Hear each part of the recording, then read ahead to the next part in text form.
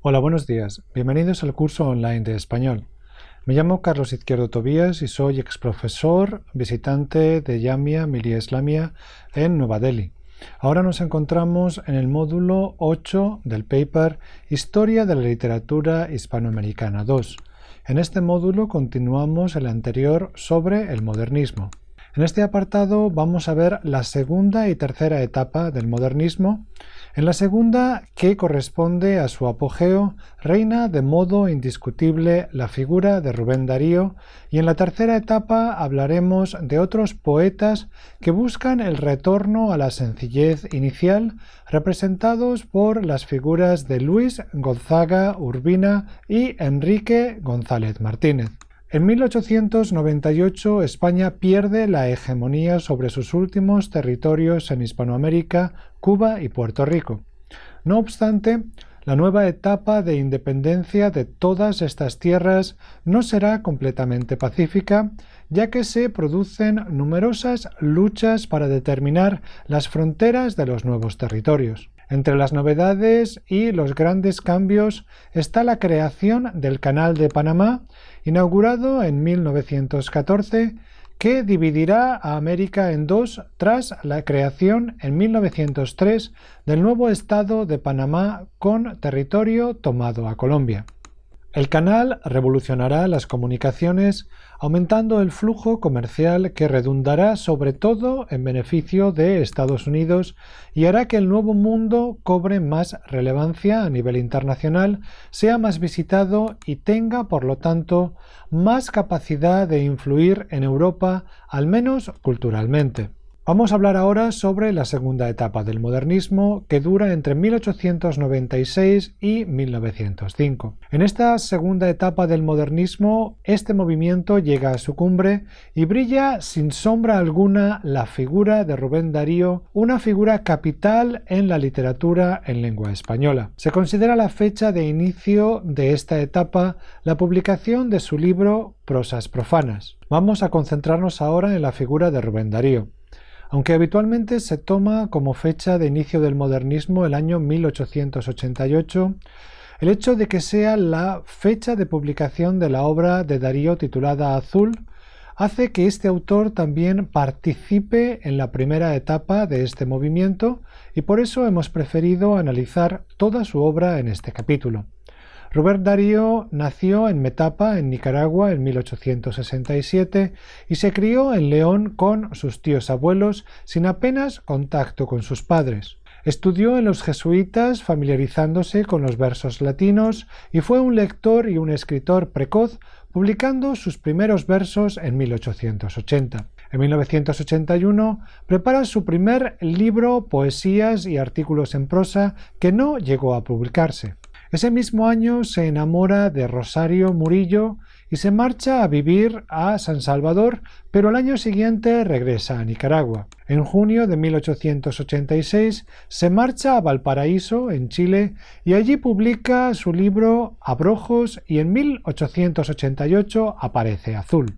En 1890 se casa con Rafaela Contreras, que moriría 2 años más tarde, y después se casa con Rosario Murillo. Viaja a Guatemala, España, Nueva York, París y Argentina. En 1896 se publican en Argentina Los Raros y Prosas profanas. En 1898 vuelve a viajar a España y en Madrid conoce a Francisca Sánchez, con la que tendrá varios hijos. A partir de entonces realiza numerosos viajes por Europa, trabajando como periodista, cónsul y diplomático. En 1905 regresa a España y publica Cantos de vida y esperanza. En 1919 publica en Madrid Poema del otoño y otros poemas. Viaja a Brasil, Uruguay, Argentina y Guatemala y tras esta agitada vida muere en el año 1916 en la ciudad de León de su Nicaragua natal.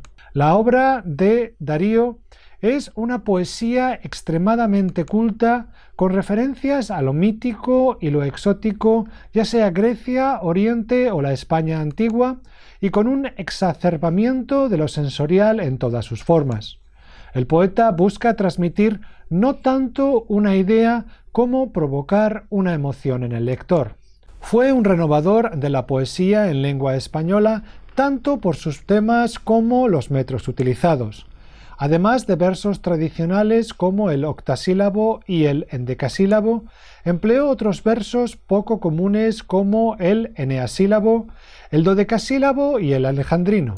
El poeta libera al alejandrino de su rigidez por medio de diversos tipos de encabalgamiento y variando el lugar en el que se encuentra la cesura entre los dos hemistiquios. Asimismo, adapta los ritmos de la poesía clásica grecorromana, basados en la combinación de sílabas breves y largas, a la literatura española. Enriquece el vocabulario haciendo uso de cultismos y de referencias a lugares exóticos. Recurre a numerosos términos referentes a aspectos sensoriales y hace gran uso del recurso retórico de la sinestesia. En 1885 escribe Epístolas y poemas, publicado en 1888, y en 1887 publica sus libros Abrojos y rimas.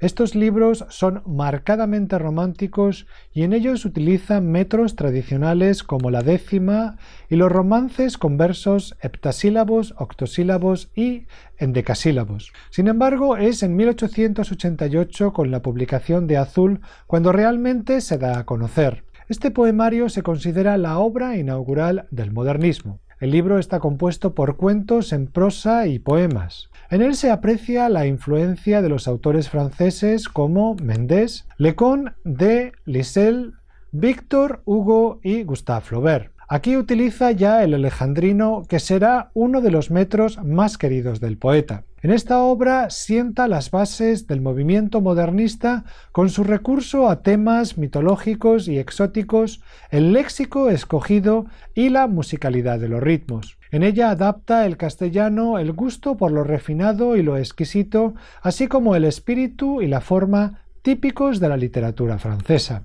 En 1896 publica en Buenos Aires Los Raros, una serie de semblanzas sobre personajes famosos, y Prosas profanas y otros poemas, obra con la que se considera que llega a su plenitud el modernismo. En el prólogo de esta última cuenta cómo, tras el éxito de Azul y de Los Raros, los lectores le pedían un nuevo manifiesto estético de lo que veían como un nuevo movimiento, a lo que él responde proclamando, como proclamo, una estética acrática. La imposición de un modelo o de un código implicaría una contradicción. A lo cual añade: mi literatura es mía en mí. Quien siga servilmente mis huellas perderá su tesoro personal y, paje o esclavo, no podrá ocultar su sello o librea. El libro marca su originalidad ya desde el propio título por el hecho de denominar a un libro de versos prosas profanas, pero en realidad el poeta está recuperando el término prosa en su acepción medieval de poema. En este libro, Rubén Darío ya ha recorrido muchos países y es consciente de su genio. Es un maestro con amigos en los círculos literarios de buena parte del mundo. En 1905 publica Cantos de vida y esperanza, en los que vuelve a un estilo más sencillo, menos preciosista y pagano. No obstante, en su prólogo afirma que su respeto por la aristocracia del pensamiento, por la nobleza del arte, siempre es el mismo, aunque matiza: yo no soy un poeta para las muchedumbres, pero sé que indefectiblemente tengo que ir a ellas. Ya en su primer poema marca un antes y un después con la afirmación: yo soy aquel que ayer no más decía el verso azul y la canción profana, en cuya noche un ruiseñor había que era alondra de luz por la mañana. En esta obra, aún sin abandonar completamente los temas mitológicos, ya que tiene poemas como Helios o Leda y sigue apareciendo la figura tan querida para él del cisne, cultiva nuevos temas como la realidad política, con poemas como el dedicado a Roosevelt, o la cultura española, con poemas dedicados a Don Quijote, Goya, Velázquez, Góngora o Cervantes, y, fundamentalmente, hay un tono más grave en el que caben la reflexión sobre la muerte y sobre el paso de la vida, como se refleja, entre otros, en el último poema del libro titulado Lo fatal. En 1907 publica en Madrid El canto errante, obra en la que se mantiene la brillantez formal y la variedad de temas de su libro anterior, aunque predominan aquellos de carácter intimista. Es este un libro muy variado, ya que recoge poemas de distintas épocas. En él aborda una gran diversidad de temas como la descripción de la naturaleza, actitud moral, civil, política, juegos, homenajes literarios o el desahogo erótico. En 1910 publica Temas del otoño y otros poemas, obra con un tono más intimista y filosófico en la que sigue reflexionando sobre el paso del tiempo y el ocaso de la vida, si bien frente al tono pesimista con el que termina Cantos de vida y esperanza, aquí, ante la fugacidad de la vida, el poeta parece adoptar el lema del Carpe Diem. Canto a la Argentina fue un poema que le encargó el diario La Nación para conmemorar el primer centenario de la independencia argentina. Es su poema más extenso y está compuesto por 1001 versos. Es también un acto de agradecimiento al país que lo acogió durante mucho tiempo. Consideraba a Argentina su patria intelectual, así como un muro de contención frente al imperialismo norteamericano. Vamos a hablar ahora sobre la tercera etapa del modernismo entre 1905 y 1916. La tercera y última etapa del modernismo supone una reacción frente a los excesos verbales y una vuelta a la sencillez original.